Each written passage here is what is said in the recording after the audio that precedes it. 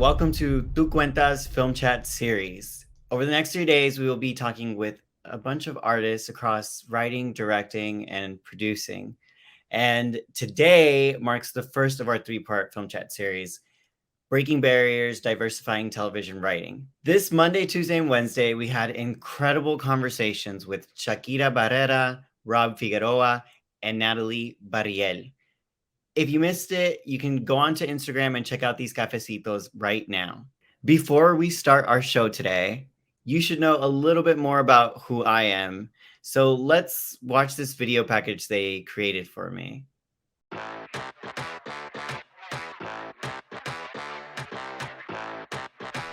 Raymond Arturo Perez describes himself as a Mexican-American brown nerd from San Antonio, Texas. His friends and family can attest to these facts. He earned his nerdom 7 years in band as an alto saxophonist and 2 years as a drum major. He considers himself a late 90s, early 2000s gay Latino Drew Barrymore, in that his characters often think they have to be like the cool kids, only to discover that their power is in being their authentic nerdy selves.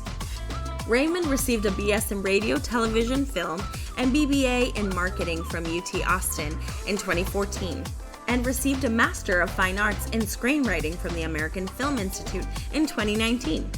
As a queer Latina writer, Raymond aims to further drive representation in film and television by telling stories of Latinx, queer people, and other underrepresented and historically marginalized communities. He was a staff writer on the second season of Netflix's original series, Selena. He was a playwright and producer at the 2018 Brown and Out Fest in LA. Raymond was recently selected as a finalist for the inaugural Stars #Take the Lead Writers Intensive for his pilot, Chola Mom.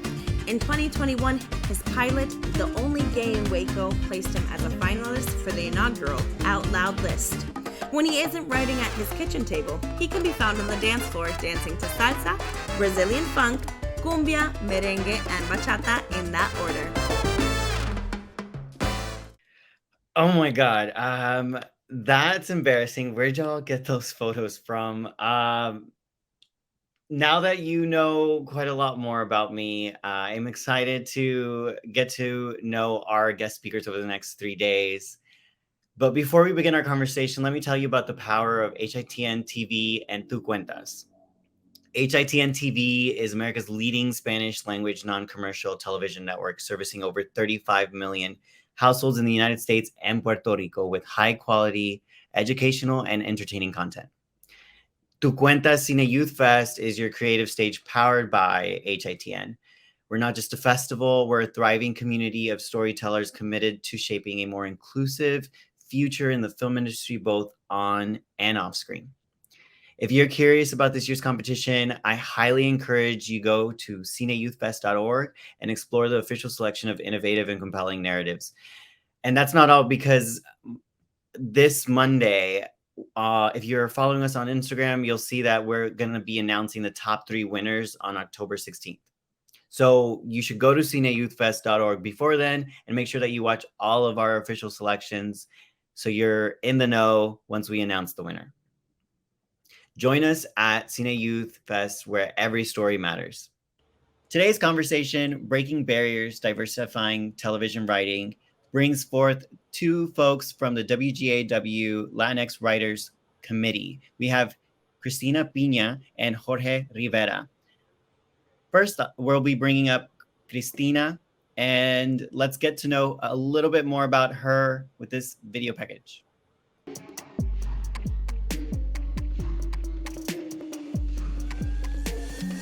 Christina Chrissy Piña was born in Miami, Florida, to a family of Cuban immigrants who raised her in a chaotic household of secret and lies, and the occasional seance to sniff out her boyfriend's intentions. She begged the Santeria Orishas and the Catholic saints for a chance to become a screenwriter, and her prayers finally paid off. She graduated from the USC's School of Cinematic Arts with a BFA in writing for screen and television. Christina entered the Hollywood assistant workforce, wherein she cut her teeth in various positions around town before landing under Courtney Kemp as her LA showrunner's assistant for season 5 and 6 of Power on Stars. As a participant of the CBS Writers Mentor Program, she was then staffed on Charmed on the CW, where she rose through the ranks. Recently, Christina was a co-producer on Law and Order: Organized Crime. That's awesome. That was a lot because you've done a lot in this industry. Is there anything looking at that stands out for you, or maybe might have been tucked away in the memory bank that you were excited to see? Honestly, it's awesome. It's really cool. I'm just thrilled to be here and have, like you said, done a lot. So it's always like, oh, I forgot I did all of that. Life is long. But thank you, Ray. Thank you. For sure. Next up, we have Jorge Rivera. Let's go ahead and take a look at his video package to get to know a little bit more about him.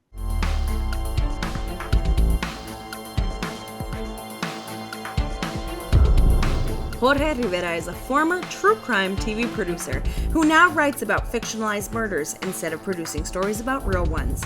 After years of traveling all over the US interviewing cops, criminals, and killers, he naively decided that navigating Hollywood as a TV writer would be a far less dangerous career choice.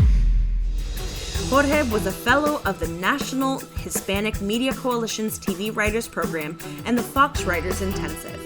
Prior to joining the Writers Guild of America, he produced a string of true crime hits for the Investigation Discovery Network, including Twisted Sisters, the network's highest-rated true crime series premiere. He currently serves as the vice chair of the Latinx Writers Committee of the WGA, has several TV projects in development, and is a proud Boricua Taíno by way of New Jersey. That was amazing. I feel like you guys leveled me up considerably. You well-deserved levels. I wanted to ask you before we get into the conversation, if you could tell us a little bit about your involvement with the Latinx Writers Committee specifically, and why it's been so important for you to be involved. Yeah, 100%. As the package mentioned, I'm the vice chair and Chrissy's the chair. I feel like, since I come out to LA to be in this industry, I just been really noticing the struggles that we all have in front of the camera and behind the camera.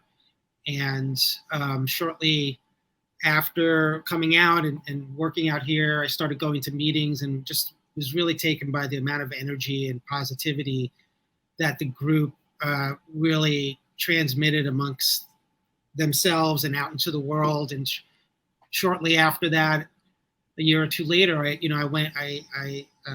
put my hat in the ring to be one of the chairs, vice chair, and I got voted in, and it's been a few years now, 3 or 4 years now, and it's a labor of love. I feel the frustrations that we all feel. We all have these wonderful stories to tell that are so rich and so beautiful and so steeped in our culture and our experiences, and that they extend well beyond the 3 buckets that we're always getting thrown into, which is like narcos and border crossing and immigrant stories, which are all valid too, but also we have so many stories to tell beyond that. And it's just something that I really feel strongly and passionately about. It's just putting the energy into uplifting our community and solving the issues that we need to solve in order to get our stories out there on the level that they need to be out there, because just data-wise, it's very apparent that we are not being hired in front of the camera and behind the camera and not having our stories told the way they, to the degree they should be. So it's just something I feel really strongly about. Absolutely. And as a member of the Writers Guild of America and someone that is part of the committee, I want to thank you and Christina, if Christina can jump back into the convo, because y'all do so much. And I know I personally don't say thank you as much. So on behalf of those that maybe haven't told you thank you today or this week, thank you so much, both of y'all, for all the work that you guys do, because it is special. Thank you. And thank you as well. For being such an important and vibrant member of this community. Thanks. Yeah. I think from watching both of y'all's video packages, there's a lot of emerging artists watching this right now. And what's really neat is there's no one set journey. Like everyone's journey is wildly different, and the experiences that you guys bring to writing on a show or a film are informed by your experiences. So I was hoping that, maybe Christina, if you could take it first and tell us a little bit about your screenwriting journey and how you got to where you're at now. Yeah, I appreciate that, Ray, and thank you as well for all the kind words. It's a lot of work we have to do out here for our presentation. But yes, so as the video said, I grew up in Miami. I grew up in a weird multi-generational household of secrets and lies. And my grandma lived with me since I was a baby. My parents are both from Cuba from the 1960s. And so they couldn't bring anything with them from Cuba. So all they had were stories. And I got addicted to stories really young. I just knew that this was a way to move through the world that made sense to me. And I got in trouble a lot in school for telling many stories because they were usually very long and winding, like my speeches now. It wasn't until I got into theater in high school that I really got bit by the bug and was like, oh, I got to do this. But of course, your immigrant family is like, what? Like, you want to go to Hollywood? You want to go be a writer? Are you crazy? We came from nothing. So I took a lot of convincing, and what I ultimately did was I applied to NYU and USC's film programs in secret so that my parents would know about it. And then when I got the acceptance letters, very wonderfully got the acceptance letters in the mail, my parents freaked out, and it took a lot more convincing for me to tell them that this was the way I wanted to move through the world and this was going to be okay. So I think it also helped that I worked really hard in school. I was a very conscientious kid. So they knew I wasn't just chasing a pipe dream, even if they believed it. They kind of gave me the benefit of the doubt. And I just kept moving from there. I went to film school. I knew there's a lot of debate about film school, whether or not you should go. I'm one of the people who thinks you should try to go to some sort of film program, whether it's a certificate or actual school for 4 years or something in between. It's really good to get hands-on experience, especially if you want to be a writer. You want to be in a room with other people who are writing scripts so that you workshop your stuff together, because that's what it's like to be in the business every day, especially with executives and people giving you money to do it for a living. So it was kind of an uphill battle, but once I graduated, I knew I couldn't turn back and I couldn't ask my parents for money. So I just started working, and the rest is kind of history. Awesome. Yes. And Jorge, can you tell us a little bit about your journey and how you got into screenwriting? Yeah. I think I had a similar experience to Chrissy. My parents were storytellers. My mom was like the first storyteller that I was exposed to, and had all these great, amazing fables and folklore from growing up in Puerto Rico. And so, they were really influential on me. And like any young kid, I was also a consumer of media, like television and comic books and books. Like, my parents inspired me. My aunts and uncles inspired me and gave me great things to consume. And, all that stuff was in the back of my brain. And I actually didn't really start pursuing storytelling in earnest until my 30s. I was actually a musician for a while. My dad was a salsa musician who toured with Willie Colon. And that was my first love. And I played music for many years, went to music school in Berklee College of Music, came back to New York with a big student loan bill, and started playing in a Latino rock band called Bay of Pigs for many years. And we did like Black Sabbath meets Santana kind of stuff, which was great. And then it all melted, it all fell apart. And I got into screenwriting as a composer. Like I after the band broke up, I was scoring short films and scoring independent films, and eventually my interest in storytelling got rekindled during that process. And one of the projects I was working on with two really good friends led to me collaborating with them on something that became a web series that became my reintroduction into storytelling. And I started going to festivals with this content and doing more and more of it, and just realizing the power of storytelling and how powerful it is and influential it is on people. And next thing you know, I got my master's in TV writing and producing, and then I ended up in Los Angeles doing true crime for about 7 years. well, actually more like 4 or 5 years before I got into the guild. So that's the short version of it. That's awesome. I want to go back to something that Christina said in terms of, well, you got your master's, and Christina, you went to film school, but one of the things that stood out was the fact that you said getting that experience of getting notes and reading each other's work was vital, because that's essentially what you're doing in the industry when you're working as a writer. As you've developed as a writer, as an artist, how did you initially handle feedback, and where are you now in terms of the importance of feedback on your creative process? Totally. Jorge, do you want to go first? I went first last time. Okay, sure. I think notes taking is a very interesting process. And I think that also there's context, right? Like, I think that when you're working on your own stuff and you're getting feedback on your own stuff from your peers, I think that's a different experience from getting notes from a boss or from network or studio. So when it comes to my personal stuff, I have my trusted circle of writer friends, and that is constantly changing, people coming in and out of that. But I have my circle of friends, and they give me notes, and I'm still the god of the world I'm trying to create. So I filter all that with a grain of salt, and some things are very useful and very helpful and applicable, and some not. I don't have to take every note, is what my point is, I think. But I think what's really important is that notes that support your vision, and notes that, especially if you get notes from two people that are identical on a particular thing, that's a big red flag. That's something I really pay attention to. So when it's on my own stuff and notes from friends, I'm a little bit more selective. When it comes to professional scenarios, producers, bosses, networks, studios, you kind of have to take those notes and find a way to make them work. And you have to do the majority of them, if not all of them.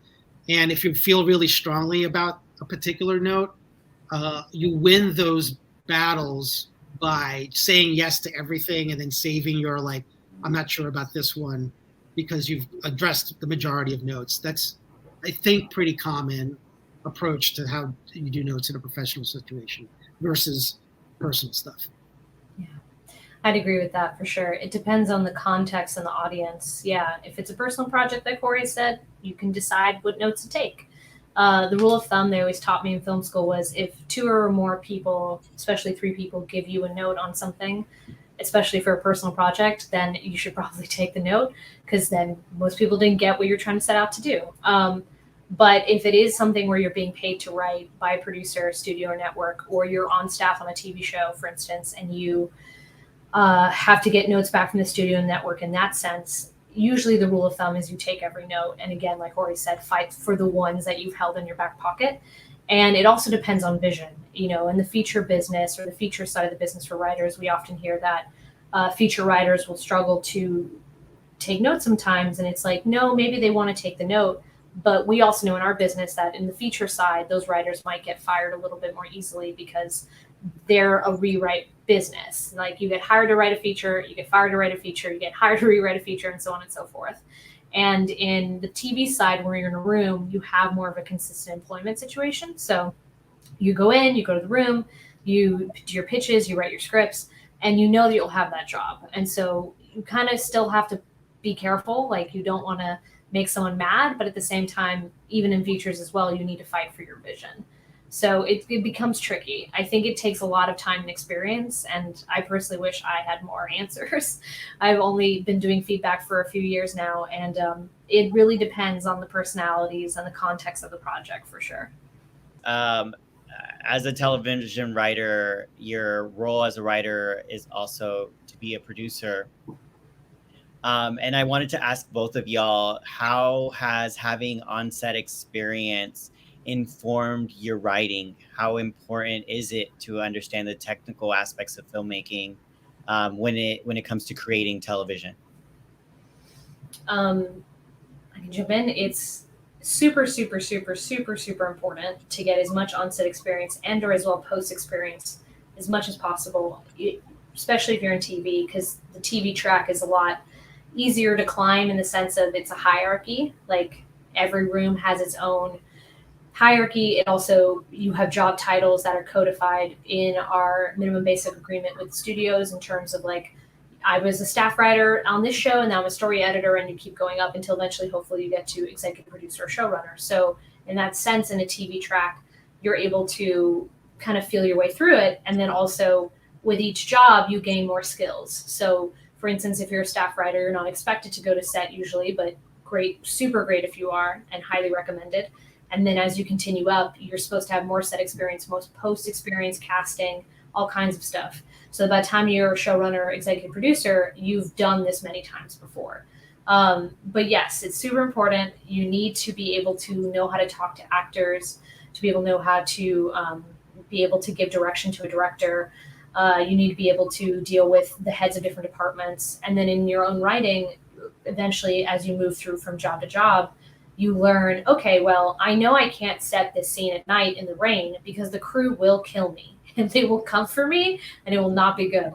But if I set the scene in daytime on a standing set, which is just a set that you have for the show, like in Friends, it was one of their apartments or something, like an actual set you use all the time, then that's a shorter day. The crew's happier, they're dry, they're warm.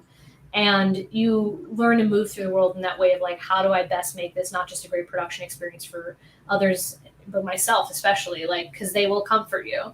And then, of course, when it comes to actually selling your own projects, there's a rule of thumb I do want to impart that someone told me a long time ago, which is don't ever sell yourself short in your pilot or your feature that you're trying to sell to someone that comes from you. It's different when you're on staff and you're writing to the show. But when you're trying to sell something you created, you want to go all out. So you should write that scene at night in the rain when it's freezing. You should totally write that huge action sequence. You want to show executives and producers that you can write the gamut, and then they'll fix it later if it goes into production. Very different, again, if you're in television, you're on staff. You don't want to make your showrunner's head explode because you decided to do a huge action sequence that takes multiple days to shoot. So it really depends on the situation. Jorge, do you have anything to add, especially as it pertains to like maybe your first time on set versus where you are now? Totally. Yeah, I concur with everything Chrissy said. When I was in a writing staff, like, you know, I had to think about, I often got notes about some of the things I wrote in order to rein them in and make them more shootable.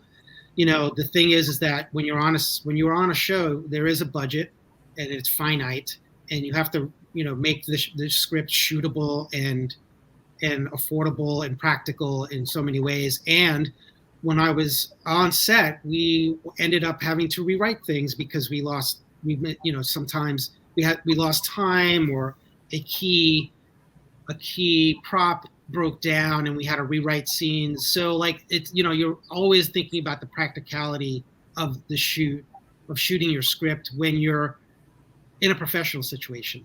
That being said, the script that I wrote that got me into all of the fellowship programs and won some contests and got me my managers and all that good stuff was a very expensive script to shoot. It took place on water and in water. Like if no one wanted to buy that script because it was super expensive. No one would buy it. No producers were interested. I sent it out to so many people and they're like, nope, because it was a very impractical thing to shoot. But it was very imaginative. So like it wasn't a great thing to think about on a practical level, but creatively, it got me where I needed to go. So I think when you're just starting out, you really should just write your imagination and have as much fun as possible with it, even if it becomes something unshootable. I think in the early days when you're trying to get through the door, that's great. Once you're in a professional situation and you're working for a show or you're shooting or you're trying to sell something, you have to think about the production budget a little bit and what you're writing, what is that going to cost? Like how shootable is that? And I think that comes from getting as much set experience as you can. So like, again, if you are going to school or if you're not going to school, just find ways to get on sets as PAs, or, there are a lot of free PA training programs out there that will get you on set, that will, get you that experience. Like, as much set experience as you can get, I definitely highly recommend it, because that's the job. But when you're starting out, I think don't put those limitations on yourself. Like, just go, let your imagination run wild and be as imaginative as you can. But just know that imagination might not be shootable when it comes to that part of your career. This year, the Writers Guild of America made national headlines for going on strike in the process of finding a new agreement with the studios, the ANPTP. And I was wondering if you guys who have signed up to be captains for the strike could give us a little bit of overview as to why the strike happened and its importance. I think in this, go ahead, Howard. No, you go. Oh, okay, no worries. I think in the simplest terms of trying to describe the strike is you are a fundamental creator in this economy. You create all the stuff that they base all their merchandising, IP, all kinds of syndication. Like, basically, they're making money off of us, and we're not getting a piece of the pie that we feel like we deserve. And that's why you have labor unions to help fight for you, because, we're much stronger together against all these massive Goliaths as little Davids than we would be as little, separate people. So essentially, we just want to be paid for what we contribute to this industry. And the streaming model, Netflix in 2012, 2013 unveiled House of Cards, and they started creating original content, literally, like, basically when I graduated from film school, and upended everything we've been doing for 50 plus years in terms of creating content. It's a long, complicated, winded answer to what that actually means. But all you need to know is that this is kind of the wild, wild west of streaming, of creating content. And if we, the people who are creating content, are not being able to get paid appropriately for what we contribute, then we need to go on strike and demand better wages. And that it comes in the form of upfront payments when you actually sell a script or when you get hired on staff for a TV show. It comes in the form of back-end payments, which are called residuals, which are payments you get in the mail every time your content, any episode you wrote, any movie you help write or direct or whatever, all comes through these what's called auxiliary markets, meaning like syndicated to foreign countries, or it's on streaming services, or it's on Roku channel at 3:00 in the morning. Like, there's a whole avenue. There are many avenues of which content ends up having second, third, fifth, sixth lives. And every time that piece of content is shown, you're supposed to get a little check. And with streaming, they buy everything up front. And so you don't get anything on the back end. So you don't really get residuals. And that residuals are huge. They help us figure out like where content is being shown in other places and allows us some like awareness, but also mostly allows us to get money during times in our career when there are dry spells, which you naturally have as a creative person in this business, because we're all basically freelancers. We go from gig to gig to gig. And so you'll have many months or years in between. And these little tiny checks actually make a big difference. So streaming has also changed a lot in terms of talent and, oh my God, post and like so many other aspects of the business. And eventually we had to stand up and say enough is enough. Like, you come in, you change the entire way we've been doing things. You call yourself a disruptor. You're disrupting, great, but then you're not putting something back on the table. Like, you're taking something off and you're not putting something back on that actually helps the people that help create this IP that you make so much money off of. So yeah, we had to strike because we need to do better for ourselves. It's just elaborating a little bit. Like, she's correct. Our business model was largely driven by the revenue from ad sales and broadcast for the first 40, 50 years of our business. That's where the majority of our revenue is coming from.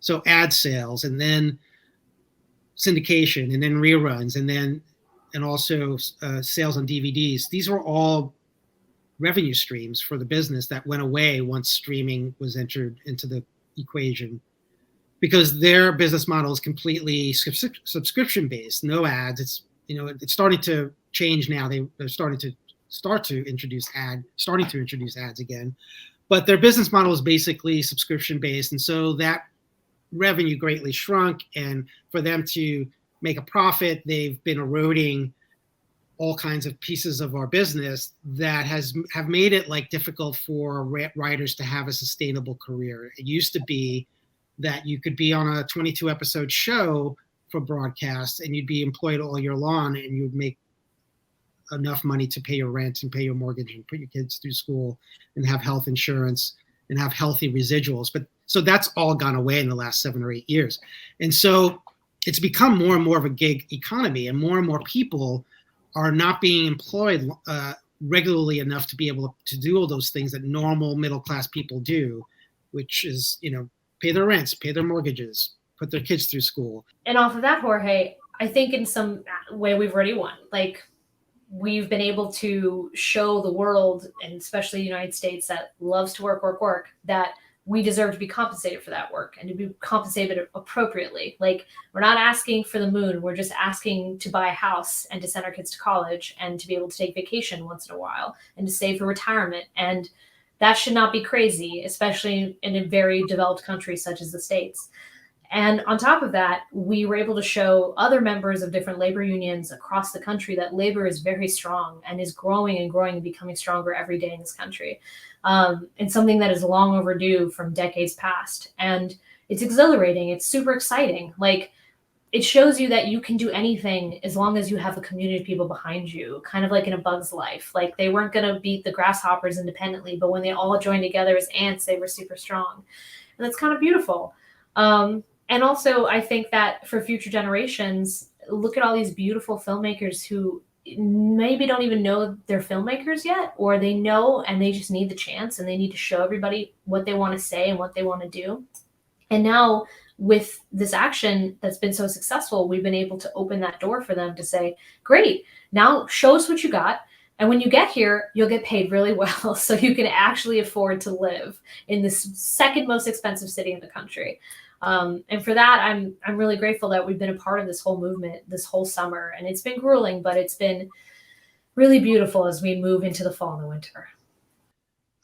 Just fixing a piece of machinery that was working at one point, and just fixing it so that it does work in a way that is sustainable financially for everyone in the business. All of the writers and new writers that are coming in.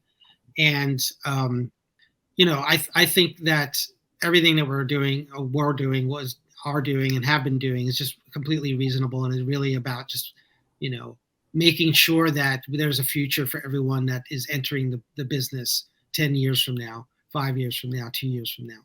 So I think it's really awesome hearing y'all's perspective and understanding of the strike, especially as captains.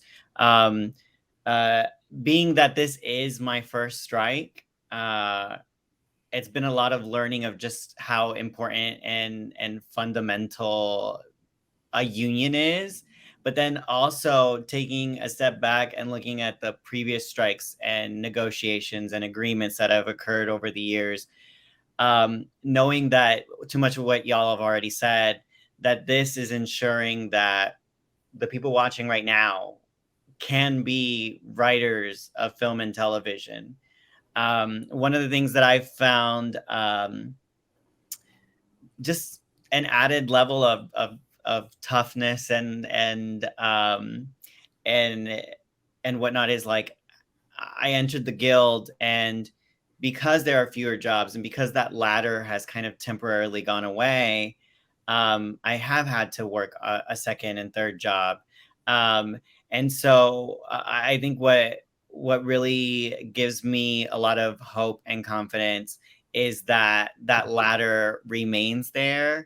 And much to the last agreements and the last strikes that occurred, that we are supporting the writers that aren't even in the guild yet. And I think from our initial rally after the strike started, that was something that I was just like, oh, like, this is beyond us working. This is for the folks that are going to be working in the future, maybe after we've croaked, that are just continuing the baton of storytelling for years and years and years. And I think that's really, really special. Definitely. It's beautiful. It's exciting to be a part of this time and to make sure that, yeah, that maybe one of our kids one day or grandkids will be like, yeah, I want to be a director. We can have the same immigrant conversation with them of, are you sure you want to do this? This is a very tough business, even though we've done it before as well. So it's exciting. It's awesome.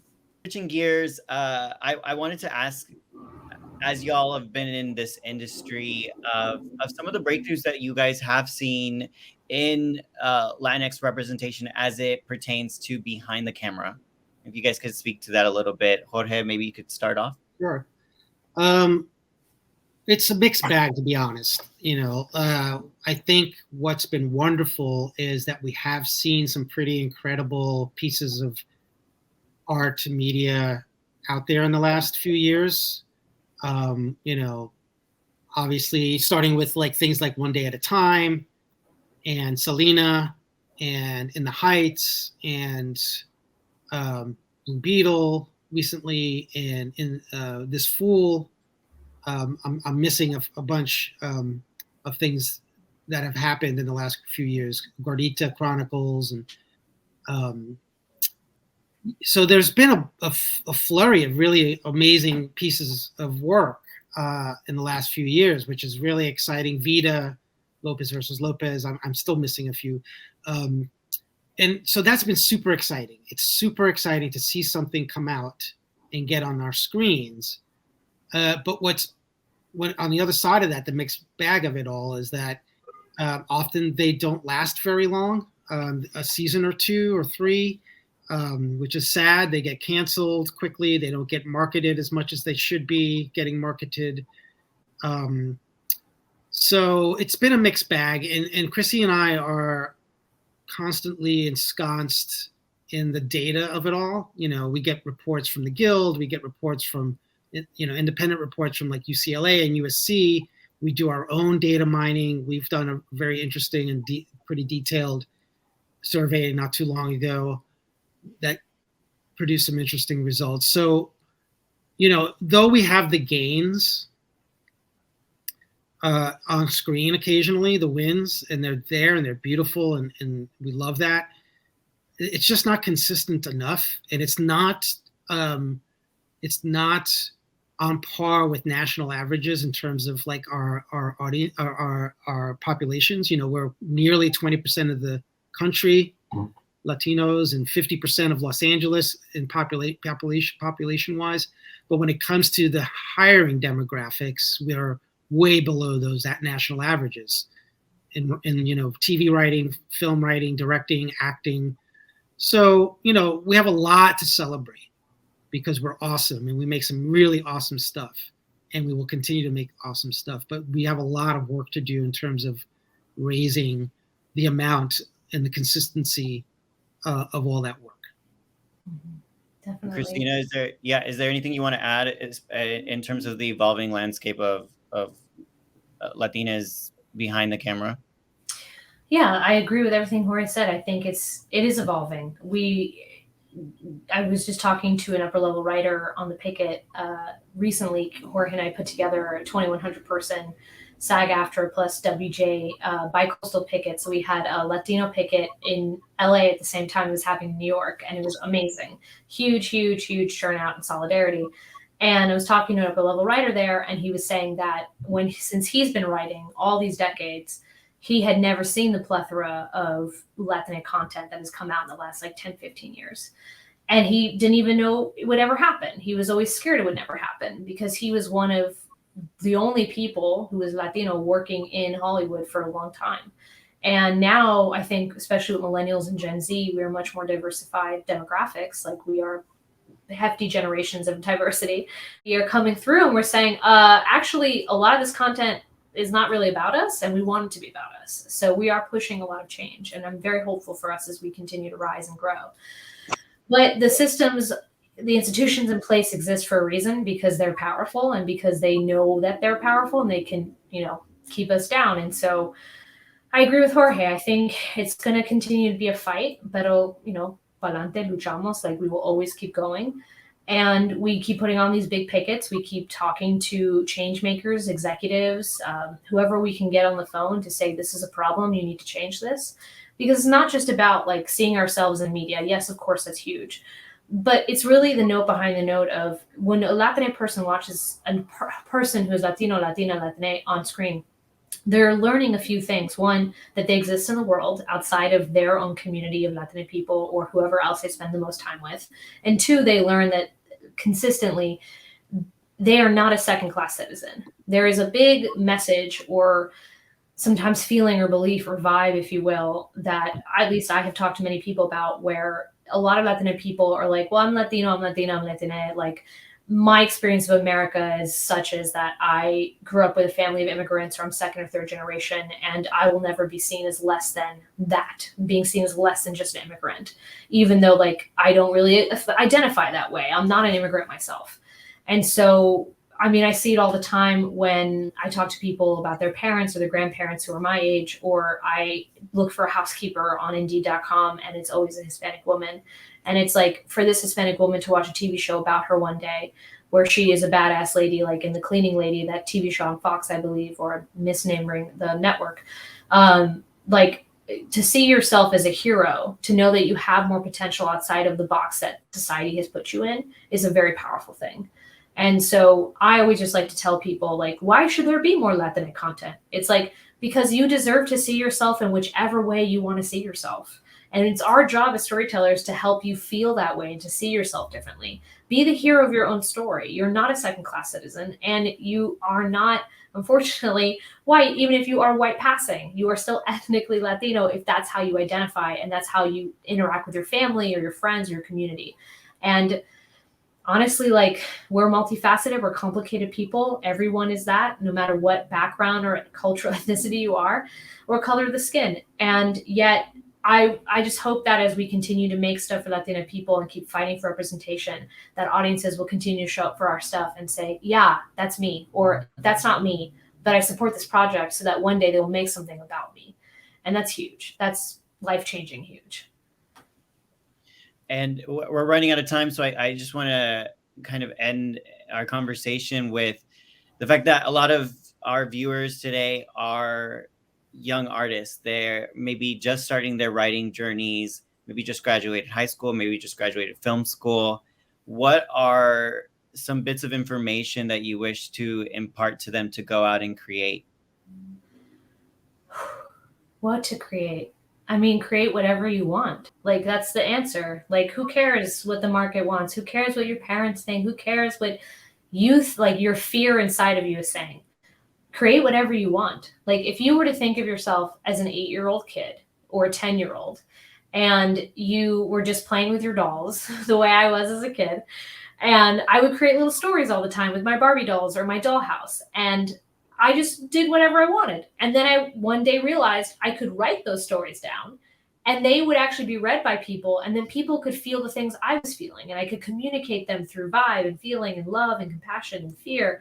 And like, that's huge. Like, that's human connectivity. That's life-changing stuff again. So I feel like if you're worried about getting a job, or you're worried like, I'm going to graduate college or film school and I'm not going to have any money, get a job driving for Uber, and then at night write your scripts, or get a camera, or borrow a camera, or figure out how to get a camera and go out and make stuff, especially for Instagram and TikTok. I think now the world is your oyster. You can make whatever you want. Like, tell the world who you are. And if you don't know who that is, make stuff until you feel like you figured it out. At the end of the day, time and youth are on your side in a way that my old butt is not able to do. And I think fear is the biggest impediment to creativity. So tell that voice inside of you that's saying, don't do this, or shouldn't you do that, or whatever, like, shh, cámate. It's not that bad. Whatever you make and you say from your heart will be the thing that gets you jobs and gets you work and will always make a living for you. But you have to learn to be courageous and to be able to speak from your heart. And you can do it. You've already done it before, else you wouldn't be here watching this video, wondering how to be where we are today. So as they say, go with God and create. Jorge, what would you like to impart on the folks watching today? Yeah. First of all, I agree with everything that Chrissy said. I think the thing to remember, is that we as the children of immigrants often have this extra layer of imposter syndrome or worry about how to make a living. I know I got mixed signals when I was growing up. My dad was a musician, my mom was an artist, and yet they still wanted me to go to law school or whatever, And when I decided I wanted to be a musician and later a writer, there was some worry there, and that's something that we all have to deal with. My advice of inspiration is to manage your inner dialogue and manage that inner voice, and be positive, because your brain and your subconsciousness and the universe responds to the message that you're giving yourself and the message that you're putting out into the world. And I think you need to be strong and happy and excited about what you're doing. And you have to keep yourself in that positive energy and push forward, because it is a tough business. I'm not going to lie. It's not easy. It's not easy. It's even extra hard for people of color. And, but we desperately want and need your stories. We need them. The world needs them. Our community needs them. So you have not only a duty to your own inner artistic voice. I think you have, if you're feeling that calling, you have a duty to your community. Like, we want your stories. We need your stories. The world needs to see we need to see ourselves on screen and celebrate ourselves. So, keep that in mind and just stay inspired.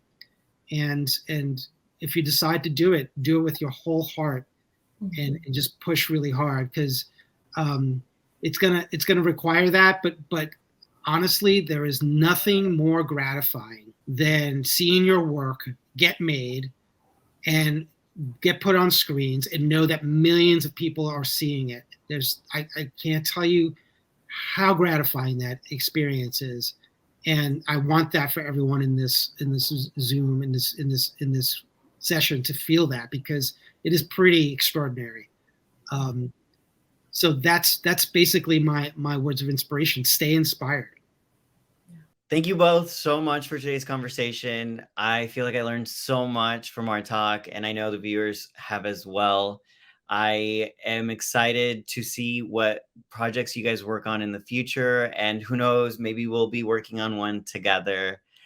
Thank you again, and hope to see y'all soon IRL. Yeah.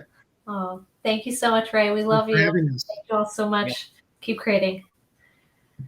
Thank you. Tomorrow, come back, same time, same place.